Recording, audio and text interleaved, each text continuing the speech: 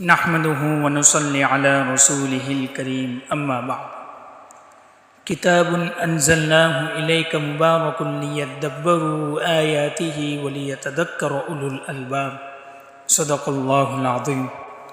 معزز سامعین کرام اور میرے مسلمان بھائیوں اور بہنوں، رمضان المبارک کا مہینہ شروع ہو چکا ہے۔ اللہ رب العزت نے دوبارہ ہماری زندگی میں یہ عظیم الشان مہینہ بھیجا ہے۔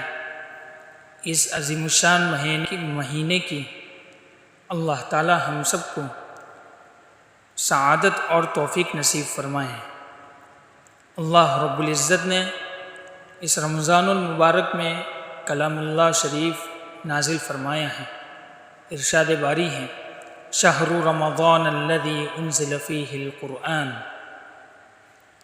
اس رمضان المبارک کے مہینے میں اللہ رب العزت نے اپنا کلام مجید نازل فرمایا، اور قرآن شریف کو چونکہ رمضان المبارک کے ساتھ ایک خاص مناسبت ہے، اور کلام اللہ شریف کا پڑھنا اور اسے سمجھنا اور اپنی زندگی کو اس کے مطابق گزارنا یہ ہماری زندگی کا ایک لازمی اور اہم ترین حصہ ہے۔ اسی لیے اس قرآن پاک کی تفسیر کا آغاز کرتے ہوئے مختصر طور پر سورہ فاتحہ یہ کلام اللہ اور قرآن مجید کے اندر پہلے نمبر پر بیان کی ہوئی صورت ہے۔ سورہ فاتحہ یہ قرآن شریف میں پہلی صورت ہے۔ سورہ فاتحہ جو ہے وہ پورے قرآن مجید کا خلاصہ اور دعا ہے، اور دعا کے آداب میں سے یہ ہے کہ پہلے بندہ جو ہے وہ تعریف اور توصیف بیان کریں اللہ رب العزت کی، اور اس کے بعد اپنی حاجت اور اپنی دعا کو رکھیں۔ چنانچہ اللہ تعالیٰ کی تعریف کے بعد بندہ سیدھے راستے کی ہدایت اور غلط راستہ یعنی مغضوبی علیہم سے پناہ چاہتا ہے، تو اللہ تعالیٰ بندے کی دعا قبول کر کے کہتا ہے کہ لے لو، یہ قرآن کریم حاضر ہیں، اس پر عمل کرو اور کامیاب ہو جاؤ۔ اللہ رب العزت نے سورہ فاتحہ کے اندر فرمایا، ایاک نعبد و ایاک نستعین۔ عبادت کا درجہ پہلے ہے اور اس کے بعد نصرت کا وعدہ اللہ رب العزت کی طرف سے وہ بعد میں ہے۔ عبادت پہلے ہوگی تو اللہ رب العزت کی طرف سے نصرت خداوندی کا وعدہ ہے۔ سورہ بقرہ یہ قرآن کریم شک سے پاک ہے۔ 5 آیات میں متقیوں کی صفات، غیب پر ایمان لانا، نماز قائم کرنا، خرچ کرنا، آسمانی کتابوں پر ایمان لانا اور آخرت پر ایمان رکھنا، ایسے لوگوں کے لیے کامیابی کا اعلان کیا گیا ہے۔ اور پھر کافروں کی ہٹ درمی کی وجہ سے ان کے دلوں اور کانوں پر مہر اور آنکھوں پر پردہ پڑ جانا بیان ہوا ہے۔ پھر منافقین یعنی جو زبان سے ایمان کا اقرار لیکن دل میں کفر رکھتے ہیں، ان کو صحابہ کرام رضوان اللہ تعالی علیہم اجمعین جیسا ایمان لانے کو کہا گیا، تو صحابہ کرام رضوان اللہ تعالی علیہم اجمعین کو سفہاء کہا، تو اللہ رب العزت نے فرمایا کہ تم سفہاء ہو۔ ہدایت کے بدلے گمراہی خریدنے کی وجہ سے گویا وہ اندھے، بہرے اور گونگے کی طرح ہیں۔ ان کی بری عادتوں یعنی جھوٹ، تمسخر، دھوکہ وغیرہ کا اس میں تذکرہ ہے۔ انسان کو اور ان کی ساری ضرورتوں کو اللہ تعالیٰ نے پیدا کی ہے، لہذا ایک اللہ ہی کی عبادت اور بندگی کرو۔ پھر چونکہ قرآن کریم میں شک کرنے والوں کو قرآن جیسا کلام لانے کا چیلنج دیا ہے، پھر قرآن مجید میں شک کرنے والوں کو قرآن جیسا کلام لانے کا چیلنج دیا ہے۔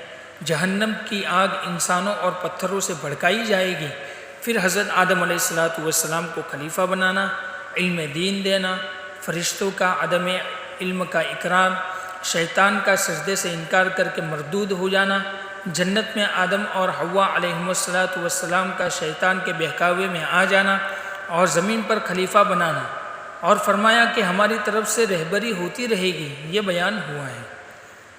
صبر اور نماز سے اللہ پاک کی مدد حاصل کرو، قیامت کے دن سفارش یا مال۔ پھر حضرت موسیٰ علیہ السلام کی قوم یعنی بنی اسرائیل پر اللہ تعالیٰ کی کئی نعمتوں کا تذکرہ ہے۔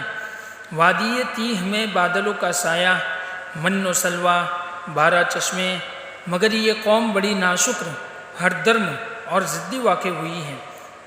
بچھڑے کی محبت نے شرک میں مبتلا کر لیا۔ مقتول کا پتہ لگانے کے لیے گائے کو ذبح کا حکم دیا تو کئی سوال کھڑے کر دیے۔